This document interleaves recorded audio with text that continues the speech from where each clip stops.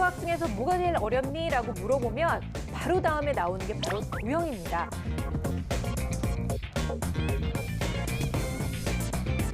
도형 같은 경우는 원인에 따라 해결 방법도 각각 다르게 제공해주면 고등학생들도 도형에 대한 고민들이 상당히 많습니다. 그렇겠죠. 초등학교 때 도형에 대한 기본 감각이나 이런 것들을 잘 만들어 놓으면 올라갈수록 굉장히 쉬운데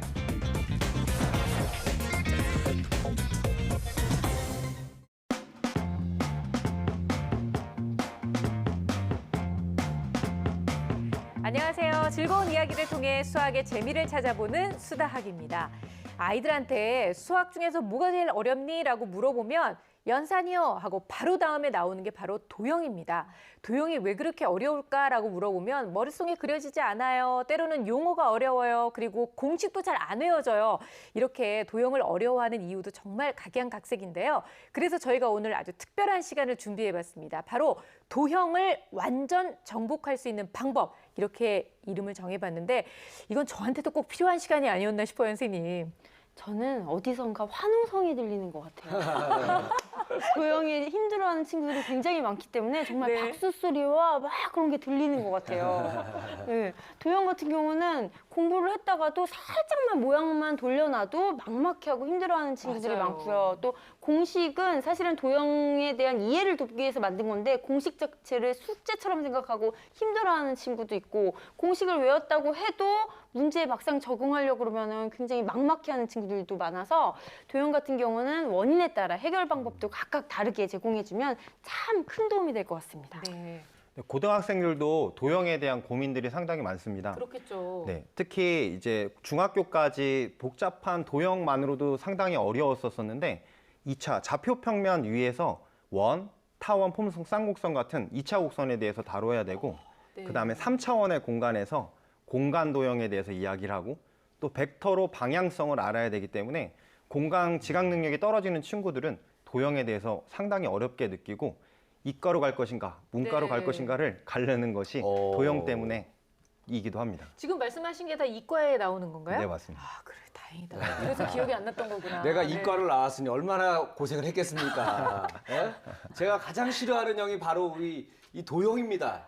이 형은 정말 지긋지긋해요. 미운 형이에요. 만나고 싶지 않은 형인데 그래서 그 초등학교 때부터 네. 이 도형 단원이 끝나면은 프레이다 하면서 외치면서 이제 겨우 벗어났나 했더니 하랑에 올라가면 또 만나. 나오고, 또 그럼요. 나타나는 거야.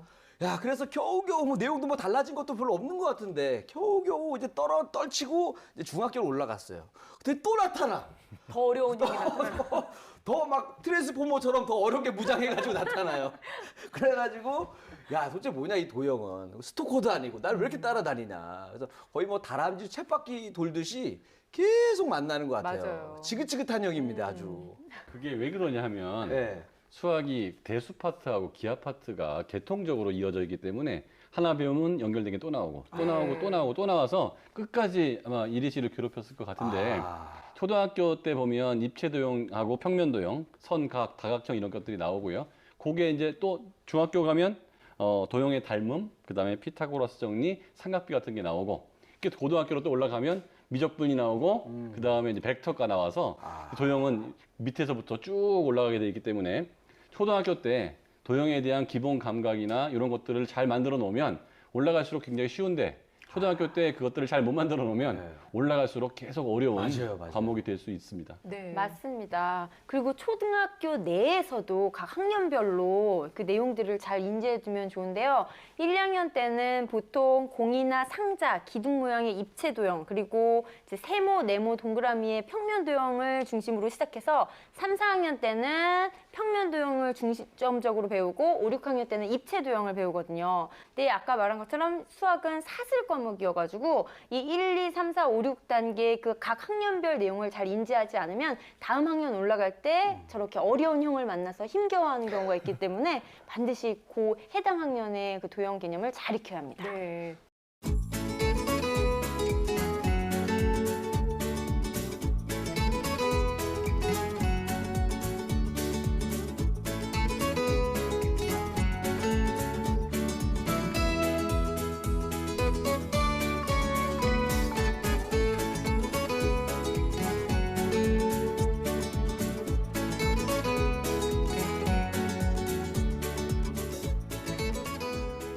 그런데 이제 아이들은 이제 이런 불만을 가질 수 있을 것 같아요. 그 초중고 내내 도형을 도대체 왜 공부하는 거냐? 그렇죠. 왜 이런 물음표가 세 개가 항상 머릿속에 맴돌아요. 아니 사실 애들이 물어볼 때도 있어요.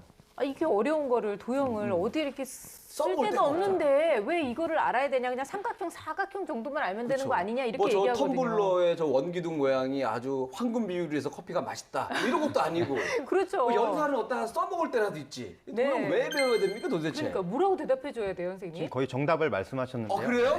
내가 정답을 얘기했어요? 뭐 알면서 왜 그랬어요?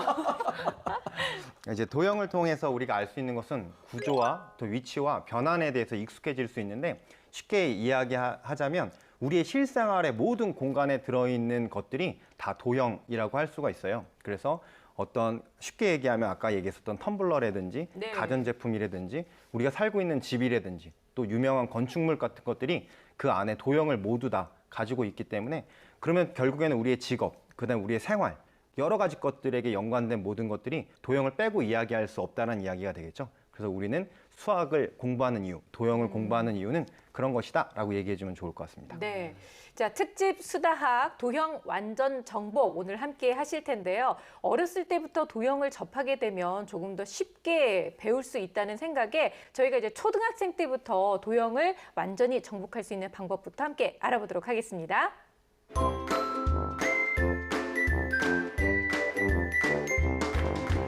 네, 수다학 도형 특집 먼저 초등학생 도형 정복법을 알아보도록 하겠습니다. 일단 우리 아이가 도형 부분에서 어느 부분에 막히는지를 알아야 사실은 좀 도와줄 수 있는 방법이 보일 것 같아요, 선생님. 그렇죠. 도형 같은 경우는 아이들에 따라 그 감각 편차가 심한 영역이라서 그 원인에 따라 해결 방법이 다 다르게 제시될 수 있는데요. 도형 자체 그 개념에 대한 이해가 어려워서 애를 먹는 유형이 있고요. 또 두 번째는 공식에 대한 거부감으로 그렇죠. 공식을 외우는 게 힘들어서 도형을 멀리하는 유형이 있고요. 또 세 번째는 공식은 잘 외웠는데 심한 응용 문제에서 조금만 응용이 되거나 어려워지면 막막해서 문제를 못 푸는 유형들이 있습니다. 네, 맞아요. 그러면 이 원인별로 좀 분석을 해보도록 할 텐데요. 개념 자체를 아예 이해하지 못한 아이한테는 어떤 방법을 써야 될까요? 그러니까 문제가 안 풀린다거나 개념을 잘 모르겠는 아이가 공부를 안 해서 그런 경우가 있고요. 그게 잘 안 되는 애가 있는 거예요. 아. 그래서 도형이 축구라고 하면 공간지각력은 달리기 실력이거든요. 그러니까 달리기 실력이 안 좋은 애가 매일 축구 연습을 한다고 해서 그 축구를 잘하는 게 아니단 말이죠. 그래서 공간지각력이라는 것은 그 교구제 같은 걸 통해서 클 수가 있는데 공간지각력이 뭐냐면 머릿속에 도형이 떠오르는 능력이에요. 네. 그러니까 그게 떠오르지 않는데 자꾸 문제만 푼다고 해도 되는 게 아니겠죠. 그래서 이런 공간지각력을 키우기 위해서 많은 교구제들을 사용할 수가 있는데 뭐 가베어 같은 교구제도 공간지각력에 많이 도움이 될 수 있고요. 칠교나 펜토미노 같은 경우도 그게 바로 도형은 아니지만 그걸 많이 하다 보면 공간지각 능력이 네. 생겨서 도형을 좀 수월하게 할 수 있을 거고 그다음에 큐브나 쌓기나무 같은 경우도 자꾸 놀다 보면 머릿속에 자꾸 도형이 떠오르기 시작을 하거든요. 그래서 도형이 또 쉬워질 수가 있고 그다음에 폴리스틱 같은 걸 통해서 그 뭐 다각형이나 삼각형, 평면 도형, 입체 도형 같은 걸 만들어 보기 시작하는 것도 역시 그 공간지각력이 좋아져서 도형을 만들 수 있는, 도형을 잘할 수 있는 그런 찬스가 될 수 있다고 할 수 있습니다. 뿐만 아니라 산과 들을 많이 나가고 눈으로 보고 손으로 만지는 활동을 많이 하고 새로운 곳을 많이 다녀봄으로 인해서 네. 머릿속에 어떤 지형이나 어떤 입체에 관련된 그런 감각이 많이 생기면 또 도형이 쉬워질 수 있습니다. 많이 뛰어나가서 놀아도 안 되는 사람도 있더라고요.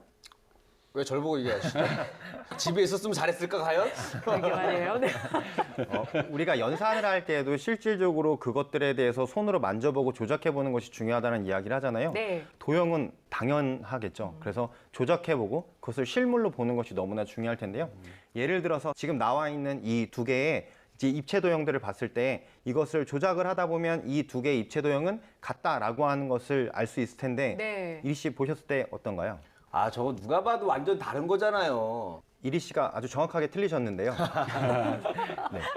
이리 씨처럼 이제 도형에 대한 감각이 약간 부족한 친구들은 이 도형의 차이점을 구별하기가 어렵다라고 하는 거죠. 그 이유는 2차원 공간 안에서 3차원을 이해한다는 게 어렵기 때문인데요. 네. 그렇기 때문에 3차원에서 실제로 이걸 조작해보고 돌려보고 뒤집어보는 활동을 통해서 아, 이 도형의 공통점이 무엇인지 혹은 뒤에 숨어있는 도형은 어떻게 생겼는지에 대해서 확인해 본다면 공간 지각 능력이 뛰어나게 될 것입니다. 네. 이렇게 직접적으로 쌓아두는 방법도 아주 좋고요. 또는 이제 유사한 두 그림을 보고서 틀린 부분, 다른 부분을 찾는 거죠. 그래서 도형의 특징을 이해하고 흥미를 끌고 또는 이제 찰흙이나 점토를 이용해서 나만의 도형을 만들고 그거를 정확하게 측정하는 거예요. 이게 정확하게 네. 앞뒤가 맞는지 가로 세로가 맞는지 해서 정교한 도형을 만드는 게 얼마나 어려운지도 인지하면서 그런 활동도 굉장히 도움이 됩니다. 네. 저학년의 경우에는 그런 방법을 통해서 기초를 다질 수 있을 것 같긴 한데요. 고학년이 됐는데도 불구하고 아직도 개념 정리가 잘 안 된 아이들은 어떻게 해야 되죠? 그 초등학교 고학년 같은 경우에 쌓기나무의 3차원 입체 도형을 그 2차원 종이에 그려 넣는 숙제 같은 것들이 많이 나오는데요. 네. 이때도 잘 되는 애들은 상관이 없는데 안 되면 쌓기나무를 갖고 직접 해보는 게 제일 좋아요. 그걸 자꾸 하다 보면 머릿속에 떠오르고 떠오른 다음에 떠오르는 걸 그리는 건 굉장히 쉽거든요. 그다음에 모양 조각으로 도형을 덮는 문제도 많이 나오는데 칠교 조각이나 펜토미너 같은 걸 사다가 또는 색종이를 오려가지고 직접 해보는 게 훨씬 더 빠르고 좋은 방법이거든요. 네. 그러니까 도형은 눈으로 볼 수 있는 과목이기 때문에 어렵게 가지 말고 직접 해보는 쪽으로 그런 식으로 가는 게 훨씬 좋아서 이런 과정을 귀찮더라도 조금씩 함으로 인해서 그쪽 능력을 키워나가는 게 중요할 것 같아요. 그 초등학교 5, 6학년 정도 되면은 네. 이제 슬슬 이제 이성에 눈을 뜨는 시기가 됩니다. 네. 어렵게 공부할 필요가 없어요. 짝사랑하는 우리 여학생이든 남학생이든 얼굴을 탁 떠올리면서 자, 저 예쁜 코를 보면서 또 삼각부를 생각하고 아, 눈을 보면서 타원형을 생각하고 네. 근데 물론 저는 약간 직선이 떠오르겠지만은 그죠? 또 입을 보면서 마른 모, 그죠? 귀를 보면서 여기서 막히네요. 이거 뭐 없네. 여기까지만 생각하기 바라겠습니다. 아니 네. 지금까지 얘기한 대로 사람이 생겼으면 참 그 예쁜 사람이라고 얘기하기 좀 어려울 것 같아요, 선생님. 고학년 같은 경우는 수학 용어에 대한 정의를 함께 이야기 나누면서 확인해 보면 좋아요. 고학년이라고 하더라도 새로운 수학 용어가 많이 나오지는 않거든요. 뭐 예를 들면은 수학 용어에 관련된 뜻을 이용해서 삼행시 짓기 놀이 같은 걸 해도 좋고요. 네. 뭐 마름모다 그러면 마치 보석처럼 아름다운 네모. 이렇게 네모 모양이잖아요. 이런 식으로 뜻과 비슷하게 기억하기 쉽게 삼행시를 지으면서 노는 것도 굉장히 좋고요. 또는 각 학년별로 새로 나오는 수학적 용어나 개념을 가지고 이야기를 만들면서 그려보는 거예요. 예를 들면 뭐 6학년이다 그러면 친구의 생일 잔치에 갔어. 친구가 꽃갈 모자를 썼거든. 꽃갈 모자를 확대해 볼까?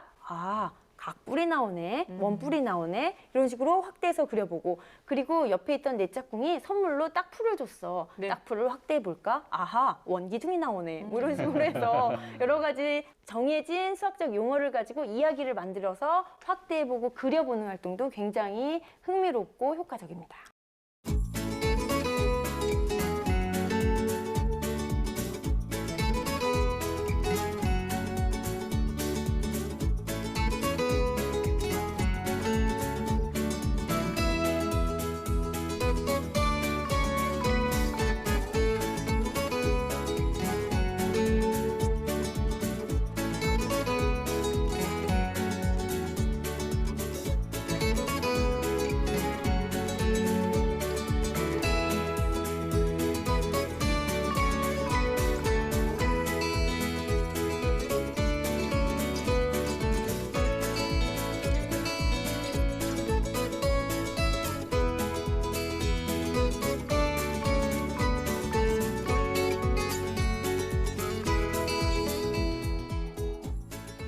자, 근데 공식 때문에 스트레스를 받는 아이들도 진짜 많아요. 저도 사실은 개념의 이해를 떠나서 공식이 나오는 순간부터 뭔가를 외워야 되는 게 굉장히 큰 부담감이었던 것 같거든요. 어떻게 하면 이 공식을 좀 쉽고 빠르게 이해를 할 수 있을까요, 선생님?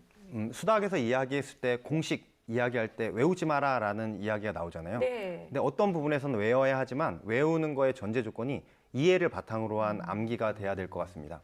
만약에 어떠한 도형에 대한 이해가 나왔을 때 우리가 첫 번째 이해해야 되는 것은 도형은 길이는 1차원, 넓이는 2차원, 부피는 3차원이라고 하는 개념을 생각해서 이해하는 것이 너무나 좋겠고요. 그 다음에 학생들이 가장 많이 틀리는 것 중에 하나인 원뿔에 관련된, 그 다음에 각뿔에 관련된 부분이 나왔을 때 3분의 1을 곱하는 것이다. 이런 식으로 전체적인 이제 네. 도형과 입체 도형의 특징이라고 하는 것을 생각하면서 공식을 외운다면 좀 더 쉽게 다가갈 수 있을 것입니다. 그러니까 공식에도 핵심이 있다는 거네. 그 핵심을 기억하면 된다는 거죠. 예, 뿐만 아니라 평소에 우리의 눈에는 건물과 도형을 좀 연결시켜 생각하고요. 네. 그다음에 공식도 한번 떠올려 보는 거예요. 우리가 연산 같은 경우에는 마트에서 계산할 때 많이 되고 시계도 계산도 눈으로 보면 되는 것처럼 도형은 우리 눈에 많이 뜨이는 그런 거거든요. 그래서 예를 들어서 모난 건물을 보면서 사다리꼴을 생각하고요. 공식까지 생각해보고 대강의 어림으로 아 저게 어느 정도 되겠구나 라까지 떠올리면 이 아이한테는 머릿속에 구체적인 사물을 통해서 본 거기 때문에 오래 갈 수 있고요. 자동차를 보면서 아 저게 원으로부터 반지름 얼마 정도니까 원이 얼마 정도 되겠다. 그 다음에 네모난 건물, 그 다음에 삼각형 모양의 미술관 이런 것들을 보면서 하나하나 생각해보고 도형을 그 공식까지 연결시키면 그래서 일상생활 속에서 들어간 거기 때문에 흥미도 느낄 수 있고 더 재미도 있을 수 있죠.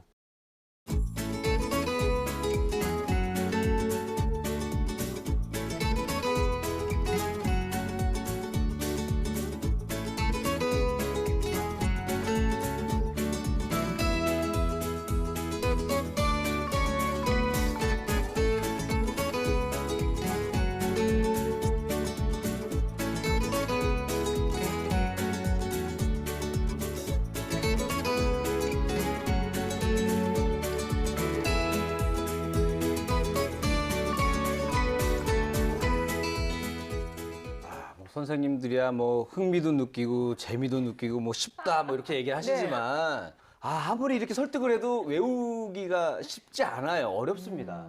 저는 사실 지금 우리 집 주소도요. 이 도로명 주소도 못 주소로 외운다고요? 아니 도로명 주소로 바뀐 지 오래됐잖아요. 네. 저는 아직 도로명 주소를 아직도 못 외우고 있어 지금. 원래 주소로만 지금도. 새로운 정보가 들어오잖아요. 쉽게 이렇게 받아들여지지 않거든요. 좀 쉬운 방법 좀 알려주셔야 될 것 같아요.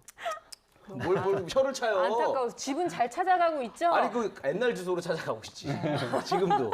아니 근데 지금 저는 오히려 오늘 이렇게 얘기를 나누면서 아 내가 이래서 공식이 어려웠었구나라는 생각이 좀 들면서 오늘은 저 굉장히 지금 머리가 반짝반짝하는 느낌인데요. 근데 한 가지만 더 추가로 궁금한 게 우리가 이게 평면 도형과 입체 도형이 있잖아요. 이 두 가지를 공식적으로 봤을 때 좀 구분해서 외울 수 있는 좋은 비결이나 방법은 없을까요?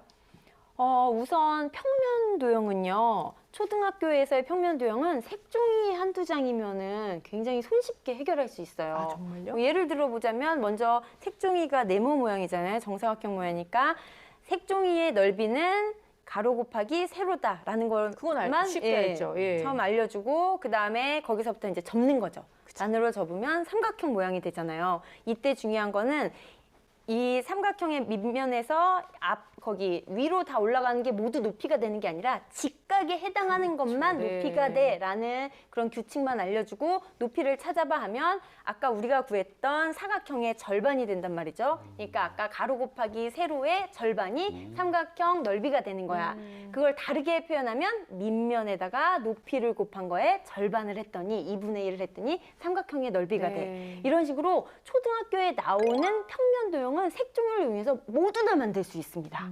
그래서 활용하면 좋죠. 네. 이제 공식을 외울 때 단순히 외우는 것이 아니라 아이들이 이제 어려워하는 공식을 생각해 보면 직사각형의 넓이를 우리가 생각을 할 때 가로 곱하기 세로라고 우리가 암기를 하는데 평행사변형 같은 경우에도 같은 공식이 나오는 것에 대해서 의아해할 수 있어요. 그럴 때에는 실제로 평행사변형을 오리고 그것을 직각으로 잘랐을 때 자른 도형을 이쪽으로 옮겼을 때 직사각형과 똑같은 모양이 된다라고 하는 네. 걸 보여주면 와 신기하다라고 생각하게 되고요. 그 다음에 또 아이들이 어려워하는 부분이 이제 사다리꼴이 나왔을 때 어려워하는 부분이 있거든요. 맞아요. 그렇죠. 사다리꼴 공식 외우는 게 어렵잖아요. 그때는 사다리꼴 모양을 똑같이 두 개를 만든 후에 그것을 뒤집어서 붙이게 되면 평행사변형처럼 두 쌍의 변이 평행하는 평행사변형이 되게 돼요. 네. 그러면 아까 전에 썼던 공식처럼 옆에 있는 도형을 잘라서 붙이게 되면 또 직사각형 모양이 되므로 네. 우리는 이것이 윗변 더하기 아랫변 곱하기 높이 그 다음에 우린 두 개의 도형을 붙였기 때문에 2분의 1을 하면 맨 처음에 우리가 구하고자 했었던 사다리꼴의 넓이를 구하는 공식을 알 수 있는 것을 네. 확인할 수 있습니다. 역시 애들한테는 보여줘야 돼요. 네. 눈으로 봐야 애들이 확실히 알거든요. 맞아요. 그리고 또 입체 도형 같은 경우는 이제 주변에 건물이나 이렇게 물건들을 많이 보고 전개도를 이용해서 활용하면 굉장히 좋아요. 예를 들면은 직육면체가 있잖아요. 그러면 보통 과자 상자가 직육면체가 네. 많잖아요. 이제 분해를 해서 펼쳐놓고 자 이제 손쉬운 말로 얘기하는 거죠. 넓적한 네모가 몇 개 있어? 세어봐. 6개입니다. 6개야. 그러면은 이게 다 각각 모양이나 크기별로 분류를 하는 거예요. 어때? 다 달라? 아니에요. 2개랑 4개랑 짝꿍입니다. 정답. 그러면은 요 네모들을 각각 넓이를 구해서 더하면 전체 얘의 넓이가 되겠구나. 그럼 6개를 각각 다 구해서 힘들게 더해야겠네. 네. 아니에요. 이 2개와 4개 짝꿍이니까 2개짜리 하나, 4개짜리 하나 해서 4개 곱하고 2개 곱하기해서 더하면 넓이가 되겠죠. 훌륭하구나. 뭐 이런 식으로 눈으로 보여주면서 전개도를 펼치면서 하면 넓이나 이런 입체 도형을 이해하는데 아주 효과적입니다. 네. 아우, 애들이 학교 갈 때마다 그 과자 상자 들고 다니는 게 다 그래서 가져갔던 거였군요. 네. 그래서 제가 많이 갖고 왔잖아요. 어머니들이 옛날에 배웠던 방법으로 아이들한테 도형을 꼭 가르치라고 할 필요가 없고요. 네. 요즘에는 정말 많은 자료들이 나와 있어서 도형 관련된 그 공식을 이끌어내는 동화도 있고요. 애니메이션도 있고요. 그다음에 다큐 영상도 있고, 그다음에 수학 게임도 있고, VR 콘텐츠까지 있으니까 이런 방법들을 많이 이용하다 보면 옛날보다 훨씬 쉽게 도형은 공부를 할 수 있습니다. 네. 개념도 잡았고 공식도 분명히 외웠는데 그런데 문제만 풀면 아이가 헤맨단 말이죠. 얘는 분명히 아는 것 같은데 왜 문제를 못 풀지? 이런 경우에는 진짜 도움을 어떻게 줘야 될지 모르겠어요. 많은 경험이 있잖아요. 원래 그 도형 문제 자체가 뭘 풀어도 다 심한 문제예요. 굉장히 난이도와 생각을 많이 해야 돼. 예, 모든 게 심한 문제이기 때문에 굉장히 집중력을 많이 필요로 합니다. 그래서 나는 그냥 도형 문제 자체는 가장 배점을 다 높게 해야 돼요. 쉬운 어려운 문제니까. 것도 있는데. 쉬운 거 없어요. 아, 도형 그래요? 문제는. 선생님 싹다 어떻게 어렵다고 생각하십니까? 보면 돼. 예. 쉬운 거 있습니다. 아, 있어요? 네. 도형 같은 경우는 이제 개념과 공식 외에 그 유형에 대한 요령을 좀 알면 그 어떤 단원보다 더 훨씬 쉽게 심화 문제를 해결할 수 있어요. 보면은 도형의 그 심화 문제는 꼭 한두 가지씩 치명적인 약점이 있거든요. 그 약점을 찾으면 굉장히 손쉽게 풀려요. 정말요? 예를 들어보자면 먼저 이게 아이들이 보면 비슷비슷해 보여서 헷갈리거든요. 네. 뭐가 똑같은지 잘 모르겠고 헷갈리는데 이 문제의 핵심은 전체 도형을 보고 헷갈리는 게 아니라 지금 디귿자 모양으로 되어 있잖아요. 이 디귿자 모양의 뚫린 부분을 찾아서 정리를 하면은 구분이 굉장히 쉬워요. 네. 아, 여기는 오른쪽으로 뚫렸구나. 여기는 위로 뚫렸구나. 이쪽은 아래쪽으로 뚫렸구나 해서 뚫린 디귿자의 모양만 정리하고 이것을 시계 방향으로 돌려보고 반시계 방향으로 돌려보면 이것과 같은 모양을 굉장히 손쉽게 찾을 수 있습니다. 그러니까 도형 문제를 볼 때는 이게 부분으로 나누는 거, 전체로 보는 거 이런 여러 가지 유형들이 있는데 그런 핵심을 몇 번 풀다 보면은 손쉽게 익힐 수 있게 네. 됩니다. 저도 심화 문제를 준비해 봤는데요. 딱 봐도 어려워 보이잖아요. 그럼 이런 문제를 봤을 때 아까 전에 제가 도형의 공식을 외울 때도 이야기했었던 것처럼 첫 번째 우리가 생각해야 되는 것은 문제의 조건들을 그리고 여기에서 내가 풀어야 되는 것들에 대해서 쪼개서 생각하는 것이 너무나 중요한데요. 여기 보면은 별 모양이 있고 색칠된 것이 있습니다. 그러면 이 별 모양과 색칠된 부분을 나눠서 생각해야 되는 거예요.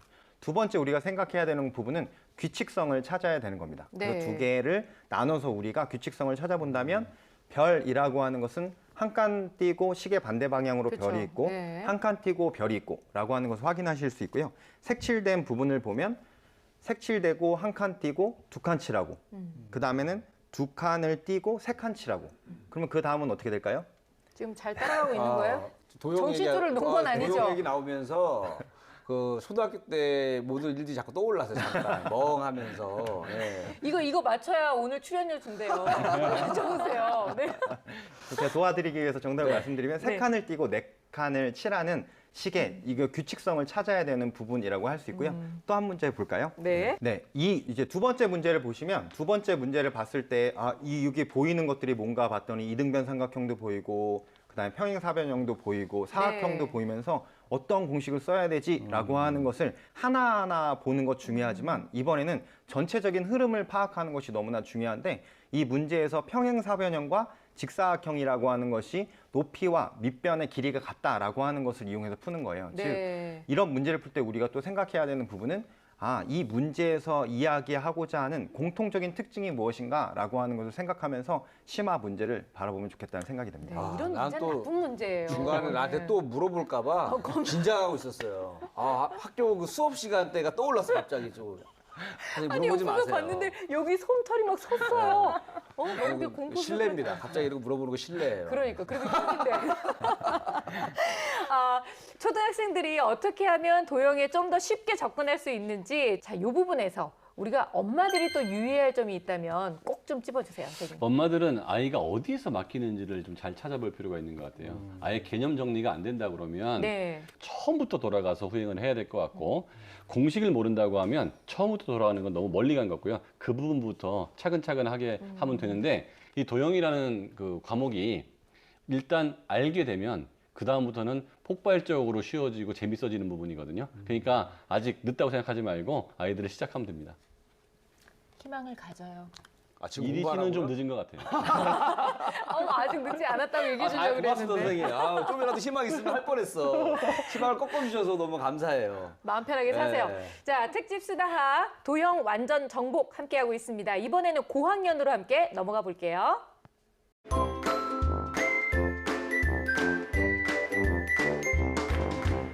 저는 바로 앞에 초등학생들 얘기를 할 때는 이거 도형 재밌네라고 생각했거든요. 중고등학교의 도형 상상하기 싫어요. 저는 감히 이거는 극복하지 못할 것 같아요. 쳐다보고 싶지가 않죠. 그쵸? 오로지 못할 나무는 쳐다보지도 마라. 이런 속담이 떠오르는데 제가 경험자잖아요. 그러니까. 제가 네. 중학교 올라가서 그 싫었던 도형을 다시 만났을 때 제 기분이 뭐냐면은 그 화장실이 너무 급한데 네. 안에 누가 들어가 있는 거예요. 그 뭐 견디면서 얼굴 빨개지면서 막 온갖 긴장이 되면서 막 네. 이러잖아요. 그러다가 어느 정도 그 한계를 넘어가게 되면 갑자기 편안함이 찾아오면서 이제는 화장실에 안 들어가도 돼요. 그냥 포기한 거죠. 포기한 거지. 응. 그 느낌이었어요. 근데 어떡해요. 그래도 우리는 이미 포기했다 치더라도 우리 네. 수학을 보는 아이들한테는 좀 희망을 줘야 할 것 그렇죠. 같은데 사실 초등학교 때 뭔가 개념도 무너지고 공식도 제대로 못 외운 아이가 중고등학교 가서 다시 어려운 도형을 만나면 진짜 난감할 것 같아요, 선생님. 이걸 다시 한번 짚어보면 초등학교 때 평면 입체 도형의 성질을 배우고요. 근데 중학교 1학년 때 되면 초등학교 때 배운 평면 도형과 입체 도형의 성질을 다시 한번 학습을 하고요. 2학년 때는 삼각형과 사각형의 도형의 특징, 성질, 닮음 이런 것들을 배우고요. 3학년 때는 피타고라스 정리하고 삼각비, 원의 성질을 배우게 돼요. 그게 고등학교 때는 미적분, 기하, 벡터로 이렇게 확장된 개념으로 심화 학습을 하게 되는데 초등학교 때 기초를 닦지 않고 올라간 경우에는 자꾸 힘들어질 수밖에 없거든요. 네. 이럴 때는 방학을 이용해서라도 짬을 내서라도 초등학교 고학년 후행을 들어가서 그 개념은 확실히 정리를 해야 나중에 지금 배우는 것들이 쉬워지지 그렇지 않고 지금 것만 아무리 반복하더라도 기초 실력이 없기 때문에 자꾸 네. 어려워질 수 있고요.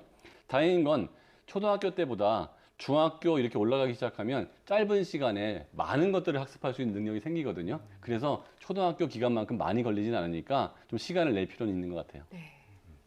제가 이제 한 가지 말씀드리고 싶은 게 있는데 도형에서 학년이 올라갈수록 우리는 정말 많은 궁금증에 대해서 해결되는 부분이 있어요. 제가 어릴 적에 궁금했었던 게 원기둥이 파이 얼 제곱 h라고 하는 공식인데 원뿔이라고 하는 것은 앞에 3분의 1이 붙잖아요. 네. 그게 정말 궁금하지 않으셨어요?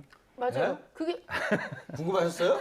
난 진짜 궁금했는데 그게 진짜 왜 그거를 궁금- 하면 진짜 그게 3분의 1일까? 네, 그게 너무 궁금하잖아요. 네. 왜냐면 그게 딱 도형처럼 맞아서 이렇게 붙여볼 수도 없고. 근데 네. 저희 그 중학교 때 선생님이 그 실제로 원기둥으로 되어 있는 물통에 원뿔을 담갔다 뺐더니 3분의 1의 도형이 빠지는 걸 보여주셔서 저 너무 신기했었었는데 우와. 근데 거기서 끝난 게 아니라 고등학교에 와서 그걸 증명하는 걸 보고 좀 깜짝 놀랐는데 결국에는 초등학교 때 배웠었던 대응과 그다음에 중학교 때 배운 함수가 고등학교 때는 미적분이라고 하는 것으로 가게 되는데 그 미적분의 적분이라고 하는 것에 가장 기초가 되는 구분구적법이라고 하는 부분이 나와요. 네. 그러면 원뿔의 부피라고 하는 것을 원뿔을 원기둥으로 표현을 해서 아주 작은 원기둥으로 표현을 하게 되면 결국에는 그것이 3분의 1 파이 r 제곱 h라고 하는 공식이 나오게 되는 거죠. 네. 그러면 이때 우리가 알아야 되는 것이 이제 초등학교 때 배웠었던 부피의 개념, 그다음에 중학교 때 배웠었던 지수라든지 시계 계산의 개념들을 잘 알아야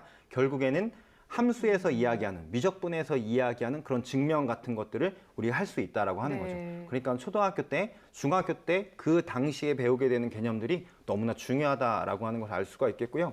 그다음에 또 중요한 부분이 중학교와 고등학교의 도형의 가장 큰 차이가 무엇이냐면 중학교 때는 도형이라고 하는 것은 예를 들어서 원이라고 하는 것은 동그란 것, 네. 그다음에 둥그란 것, 그다음에 반지름이 뭐야 이런 것에만 궁금했다면 이 도형을 좌표 평면 위에 올린다라고 하는 것이 이제 고등학교에 올랐을 때 가장 큰 의미예요.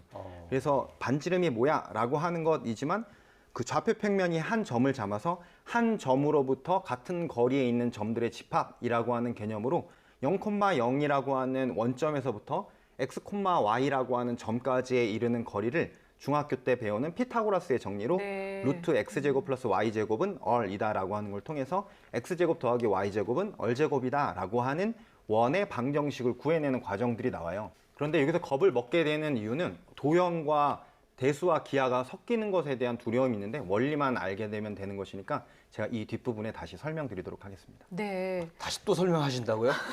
지금도 하도 얼 하셔가지고 얼이 빠져 있는 상태인데 또 하신다는 얘기죠 지금? 알겠습니다. 나도 중간에 네. 사실 살짝 정신을 놨어요. 무슨 말씀하시는지. 근데 저학년 같은 경우, 그러니까 초등학생들 같은 경우에는 아까 김신 선생님 얘기하신 대로 뭐 색종이를 오려도 보고 붙여도 보고 뭐 뒤집어도 보고 하면 되잖아요. 근데 중고등학생들은 시간도 없는데 절대적으로 공부할 시간도 부족한 애들한테 뭐 이거를 만들어 보고 이렇게 할 수 있는 여유도 없지 않을까요? 있어야 합니다. 이게 도형 없어도 같은 만들어야 돼요? 그렇죠. 그 중학생은 유치하게 뭘 또 만들고 뭐 활용하고 그래야 하는데 도형 부분에 있어서는 실제로 이렇게 조작을 해보고 응용해보는 게 진짜 도움이 많이 돼요. 네. 그래서 필요하다면 중학생이더라도 실제로 종이나 교구를 이용해서 활용해볼 것을 적극 추천합니다. 네. 그리고 중학교에 그 관련된 인터넷 강의나 교육 동영상들이 많거든요. 그래서 보면 도형 부분이 진짜 잘 만들어진 것들이 많아요. 굉장히 훌륭하거든요. 보기만 해도 이해가 쏙쏙쏙쏙 되는 것들이 많기 때문에 그렇게 관련된 교육 동영상을 관람하는 것도 추천합니다. 자, 이번 방학 때 이제 방과 후 학교를 진행을 했는데 아까 전에 말씀드렸다시피 2차 곡선이라고 하는 게 이과 친구들이 배우게 돼서 많이 좌절하고 포기한다라고 이야기를 했잖아요. 네. 왜냐하면 그 공식 자체가 너무 복잡하고 그것을 변환시키는 거, 접선의 방정식, 평행 이동 그런 것들을 문제를 푼다라고 하는 자체가 너무나 어려워요.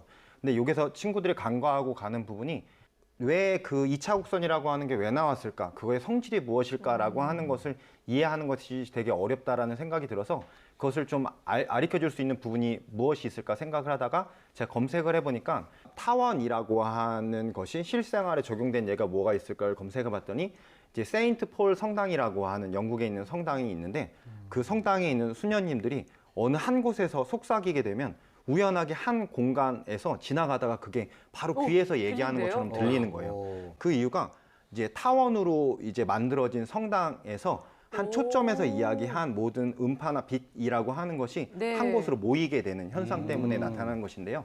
그래서 그거에 설명하는 거에 이제 제가 멈추지 않고 친구들과 바닥에 실제적으로 두 초점을 잡고 바닥에 큰 타원을 그리고 거기에 유리 용지를 대서 레이저 빔으로 아, 빔을 쏴가지고 이 초점에서 쏜 그 빔이 어디로 이쪽에 있는 가는지. 초점으로 오는 것을 실험하는 것을 했더니 애들이 너무 깜짝 놀라면서 제가 몇 시간 동안, 10시간 동안 이야기해도 이해하지 못하고 까먹었었던 친구들이 그 초점이 그쪽으로 오는 걸 보면서 깜짝 놀라고 저한테 장문의 카톡을 보내서 너무 감동적인 수업이 있다는 얘기를 하는 것을 보면서 네. 제가 기쁜 일이 있었습니다. 아. 선생님 정말 대단하시네요. 아니 우리 저기 오늘 녹화 끝나고 이리 씨를 위해 선생님 여기 한번 그려주세요. 네? 한번 쏴주세요 그거. 정말 이거 대단하고 멋진 일이지만 다 쓸데없는 짓입니다. 뭐 왜요? 왜냐하면 결국에는 우리가 다 이거 종이로 이렇게 시험 봐야 되는데 아. 결국 우리 시험 쳐야 되고 문제 풀어야 하는데 과연 뭐 이렇게 뭐 실질적으로 뭐 성당 제거하고 뭐 이렇게 도움이 될까 이런 생각이 좀 들어요. 그렇게 생각하니까 발전이 없는 거예요. 뭐래도 다 해야지. 제대로 이해를 해야죠.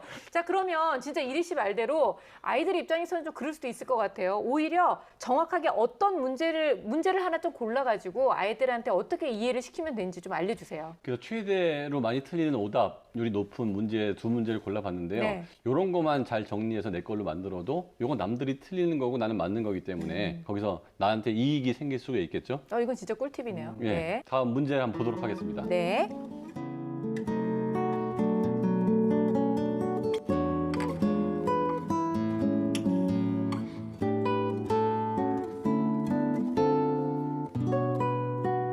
야, 이거 뭐 보기만 해도 머리가 아파지네요. 아니, 그냥 저기 그 빨대를 꽂아가지고 좀 물을 다 빨아먹고 싶어요. 왜 저걸 남겨가지고 저걸 또 면적을 구해야 되고 그러니까. 막 복잡하게 하고. 맞아요. 테이프도 저거 제대로 안 붙여가지고 누가 붙였어 저거 지금 제대로 붙였으면은 이거 구하라 얘기 안 나올 텐데. 뭐 나는 저렇게 덜렁거리게 해가지고. 그러니까 나 걔네들 저를 혼내고 싶어요. 이거 뭐 쟤네들 때문에 자꾸 이게 수학 문제로 발전하는 거 아닙니까 이런 게. 너무 걱정하지 마세요. 네. 저도 머리가 아파요. 아 그래요? 아, 왜냐면 문제는 제가 골라왔지만 제가 푸는 거는 주 선생님한테 맡겨야 될 것 같습니다. 아, 진짜요? 이 복잡한 문제 같지만 이것도 결국에는 여기 숨어 있는 기본적인 핵심 개념을 살펴보면 알 수 있는 문제인데요. 네. 첫 번째 문제를 보면 사실은 각기둥과 각불의 차이를 이해했는가라고 하는 것을 생각하면 되는데 각기둥이라고 하는 것은 마주보는 두 면이라고 하는 것이 합동이면서 이제 다각형을 이루고 있고 평행한 상태를 이야기하고요. 그 다음에 각불이라고 하는 것은 밑면이 다각형이고 옆면이 삼각형으로 되어 있는 것을 각불이라고 이야기를 해요. 그래서 넓이를 구할 때 각기둥은 2분의 1을 곱하고 각불은 3분의 1을 곱한다라고 해서 두 개의 식이 같다라고 놓고 문제를 풀면 될 것 같고요. 두 번째 문제를 봤을 때 이렇게 테이프 접는 문제 정말 많이 네. 나오잖아요. 테이프가 접혔을 때 우리가 가장 먼저 생각해야 되는 것은 접힌 부분의 각도는 같다라고 하는 것을 생각해야지 그렇죠. 될 거고요. 네. 그 다음에 테이프는 항상 평행하게 나오기 때문에 그 평행선과 하나의 그 대각선을 통해서 나오게 되는 억각이라고 하는 것이 같은 각이다라고 하는 것. 그리고 그로 인해서 나타나는 이등변 삼각형의 두 변의 길이가 같다라고 하는 것을 이용해서 풀면 충분히 풀 수 있는 문제가 되겠습니다. 오늘 선생님 옷부터 너무 거슬려요. 선생님 옷만 유독 왜 이러는 거예요, 지금. 진짜 너무 부담스럽고. 뭔가 도형 이게. 특집. 예, 넓이를 구하시오. 바로 옆에 앉아가지고 자꾸 계속 각도를 자꾸 이렇게 생각을 하게 만드는 그. 자, 그러면 고등학생들 같은 경우에는 어떨까요? 고등학생들 같은 경우에도 뭐 유형별로 요것만은 꼭 알아두고 이런 문제는 이렇게 풀면 돼 하고 팁을 좀 주실 수 있다면요? 네, 이제 고등학교 부분에 있어서 기하 벡터에 나오는 2차 곡선에 대한 어려움들이 아이들이 상당히 많이 이야기를 하는데 이제 그런 부분에 있어서도 아까 전에 말씀드렸듯이 단순히 공식을 외우고 가는 것이 아니라 네. 그것이 의미하는 바가 무엇인지를 좀 알았으면 좋겠다는 생각이 든데요. 일단 우리가 배우게 되는 2차 곡선이라고 하는 것이 쌍추곡선이라고 이야기하는 원뿔 두 개를 합쳐놓은 상태에서 그것을 어떤 각도로 잘랐냐에 따라서 우리가 나오는 도형이 이제 여러 가지가 나올 수 있어요. 네. 제일 이제 쉬운 거는 밑에가 밑면과 똑같이 자르면 그게 원이 나올 원이 거고요. 나오겠죠, 예. 그 다음에 이제 제가 지금 말씀드리려고 하는 것은 이제 원뿔이 있으면 모선이 있잖아요. 네. 모선과 수직인 방향으로 자르게 되면 거기에서 우리는 포물선이라고 하는 게 나와요. 그 안테나라든지 아니면 자동차의 그렇죠. 예. 스폰라이트에서 나오는 그것을 이야기를 하는데 이렇게 되지만 고등학교에서 우리가 배우게 되는 것은 결국에는 한 초점과 한 직선에 이르는 거리가 같은 점들의 집합이라고 하는 것으로 y제곱은 4px라고 하는 공식이 나오는데 네. 또 표정이 언짢아지셨잖아요. 괜찮아, 잘 듣고 있습니다 지금. 조금만 집중하시죠. 아니 선생님이 근데 설명하면서 웃지만 않았으면 좋겠어요. 근데 기분 나쁘니까. 이거 신나는 듯이에요. 막 진지하게 이렇게 하시는데 혼자 막 너무 즐긴다는 듯이 하니까. 나 지금 선생님이 계속 이렇게 자르는데 저는 계속 가래떡 생각밖에 안 나는 거예요. 어떻게 하면 예쁘게 가래떡을 썰 수 있는지 역시 이게 주부의 한계구나. 저는 이렇게 생각했어요. 네, 그래서 아이들은 엄청 열심히 공식을 달달달 외워서 문제를 푸는데 그것을 이제 이게 왜 나오는지를 생각을 하다가 제가 이제 발견한 방법이 있습니다. 아까 전에 제가 이야기했었던 한 점과 네. 그다음에 준선 사이에 이르는 거리가 같은 점들의 집합이라는 이야기를 하게 되잖아요. 그렇게 되면 이것이 같은 거리를 유지하려면 요 선을 이 점에 맞게 접기만 하면 되는 거예요.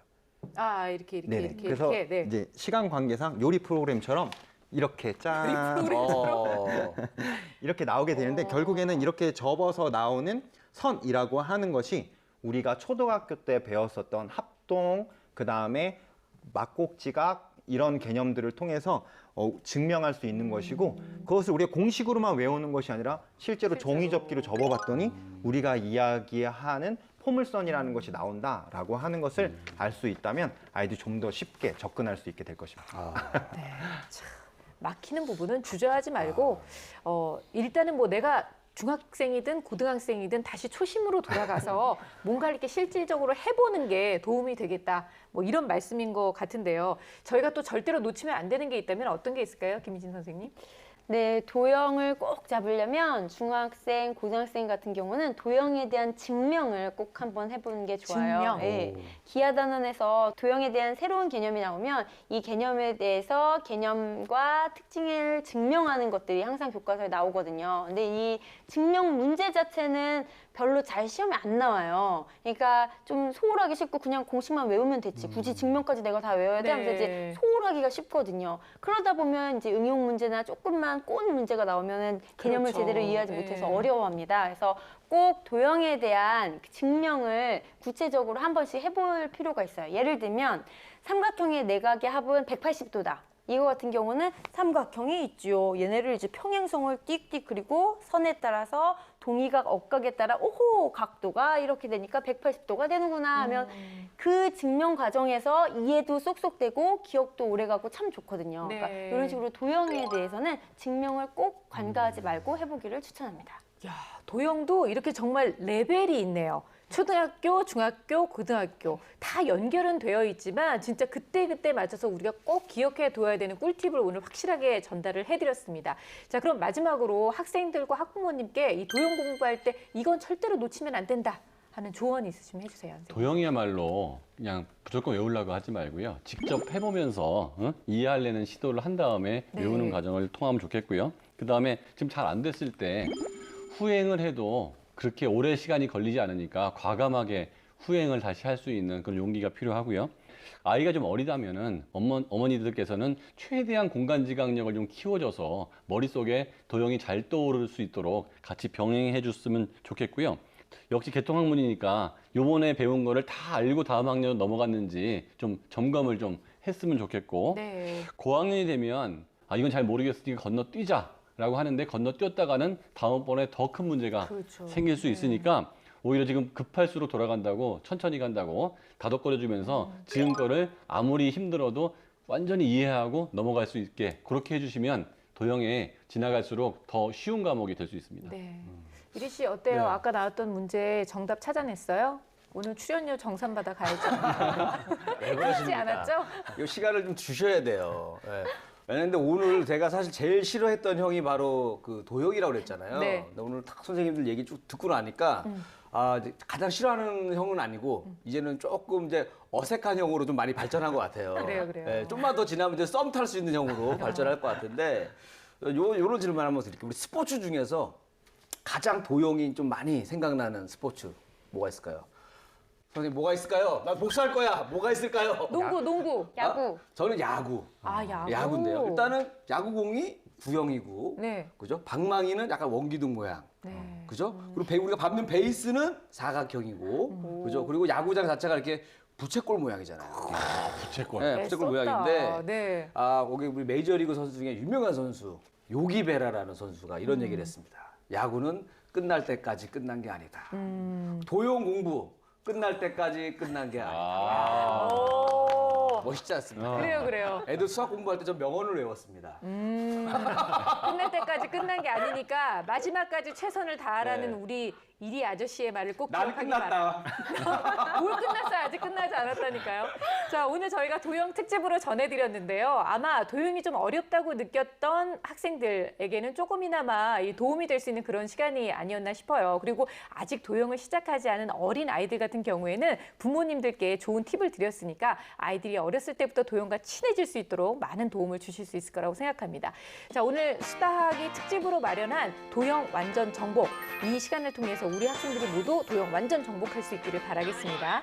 자, 저희 수다학은 늘 항상 여러분들의 수학 고민에 문을 활짝 열어놓고 있어요. 저희 홈페이지를 들어오셔서 여러분들 수학 고민 남겨주시기 바랍니다. 오늘은 여기까지입니다. 다음 시간에 다시 뵐게요. 감사합니다.